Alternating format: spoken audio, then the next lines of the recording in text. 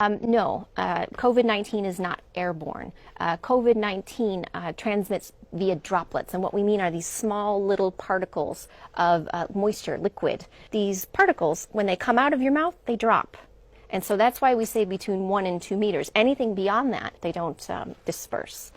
So no, it's not airborne. It's through close contact and through respiratory droplets. But the one thing I should say is that in healthcare facilities, we do tell healthcare workers that when they are treating patients, very sick patients, where they have to intubate them, and sometimes you have particles that could be dispersed much further than just that 1 to 2 meters. And so in those situations, we tell healthcare workers, you have to use airborne precautions. And so there may be some confusion out there when we say airborne precautions. Those are for healthcare workers performing very specific procedures, but for every day, no. And what they've learned from more than 70,000 cases in China is that very few people actually have runny nose or actually sneeze. Most people will have a fever. Most people will have a cough. What we do worry about is anyone that has shortness of breath or chest pain, to make sure that they seek health care very quickly. So I'm not aware of any evidence that this virus transmits between pets and people. There's a lot of investigations that are underway. They have not found this virus in an animal yet, in the zoonotic source of what we believe initially, that this outbreak began with people who were in contact with wild animals, not pets. But we have no evidence of this virus in pets, and no evidence of this virus transmitting between pets and people. I think you can use swimming pools just fine. Many swimming pools have chlorine in them, and we haven't heard of any transmission happening in swimming pools. So there are some studies that are ongoing right now that look at virus survival. We don't have the full results yet, but what we know from other coronaviruses like SARS and like MERS is that on packages, on certain like cardboard materials, that it doesn't last very long. What is important, though, on certain other surfaces like plastic, that the virus can be inactivated by disinfectants. So if you want to know more about disinfectants and disinfecting your surfaces, go to the WHO site, go in and look at the guidance. You'll find it under coronavirus, and you'll find all that information there. Just because you have a fever and a cough doesn't mean that you're infected with COVID-19. That's really important. It's also flu season. You know, so there's a lot of people around who have the sniffles, who have a cough, who have a fever. Talk to your colleague, express your concerns, talk to your employers, and just see how can you make sure that you continue to be able to work. And there's a lot of ways in which you can work from home, if that's possible with your type of job. Sounds very simple. It doesn't sound very exciting, but it is incredibly important that you make sure that you wash your hands with soap and water. And if you don't have soap and water, you can use an alcohol-based rub. The second thing that you can do is what we call respiratory etiquette. Sneeze or cough into your elbow, or you use a tissue, and then you throw that tissue away, and then you make sure you wash your hands. And the third thing that is really important is to educate yourself. So make sure that you have the latest information from WHO, from trusted sources. This is a rapidly changing situation, and so the more we learn, the more we want you to know about this. And by educating yourself, you can make sure that you protect yourself and you protect your family.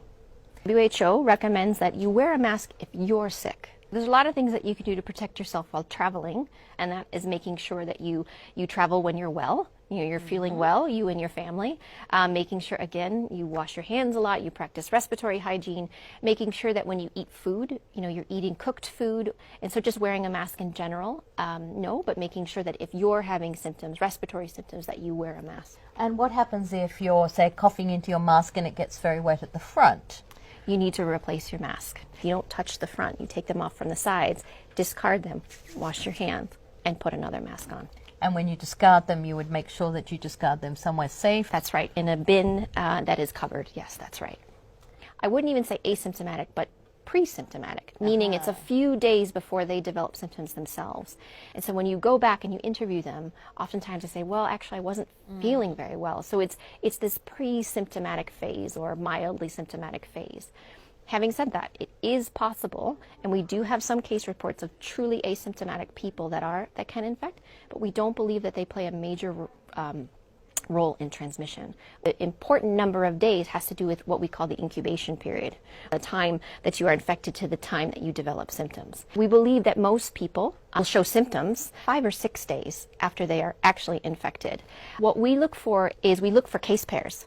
So if I'm a case and you are one of my contacts, then we follow you for a certain number of time to determine how long it takes for you to develop symptoms. So we are constantly looking at data that's coming from countries, and as of right now, we feel very confident that 14 days is the right upper bound.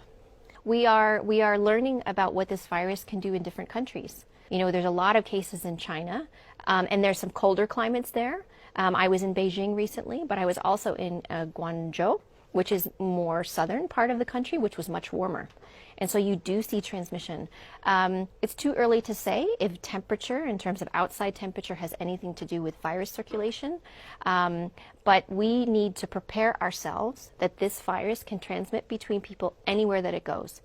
There was a really big report that came out of China, I think it was last week, where it was looking at 55,000 cases. I think it was 2% of those infected were among children. And that's a very low number.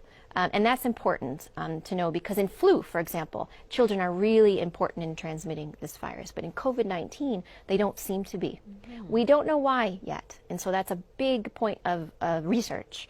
But even the children who are infected, many of them will have mild disease. A majority of people who are infected with COVID-19 will have a mild disease, which may actually include a mild form of pneumonia.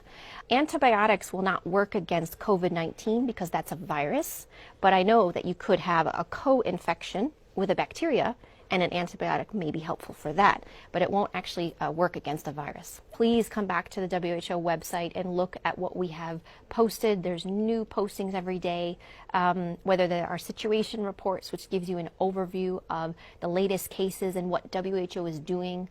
There are myth busters, there are videos that can help you, teach you about, like I said, how to wash your hands, how to make sure you wear masks appropriately, and many other things. But please do continually, read about this and look at the websites and make sure you have the latest information at hand.